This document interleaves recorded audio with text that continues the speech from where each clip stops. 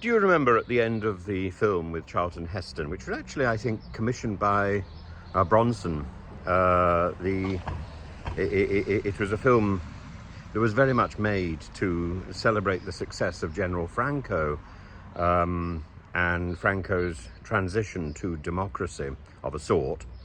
And you remember at the end of the film, El Cid has been wounded, and he makes peace with King Alfonso and tries to hide the wound from his men, and decides overnight that he will lead his men into battle one last time, but he will die.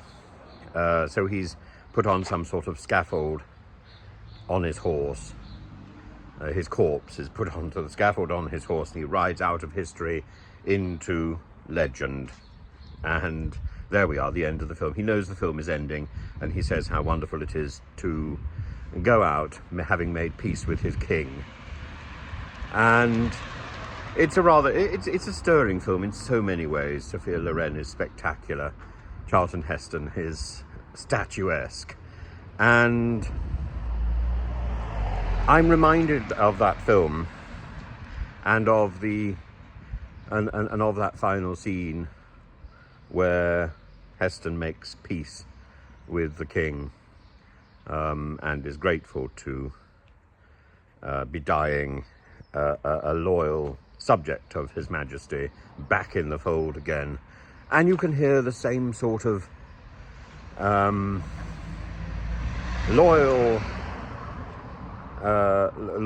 whisperings from that doyen of reality TV, Matt Hancock, who's been pulled back into the fold. He's had his whip returned, and he can behave as a real person again. He's happy to be quitting his role as Member of Parliament, in the true knowledge that he is doing so as a Conservative. Oh, from the stationery cupboard to the heart of the institution. It must be so satisfying. No, Mrs. Don't give me satisfaction. And I'm sure the entire Conservative Party is cheering. Oh, cheer, cheer, titter not,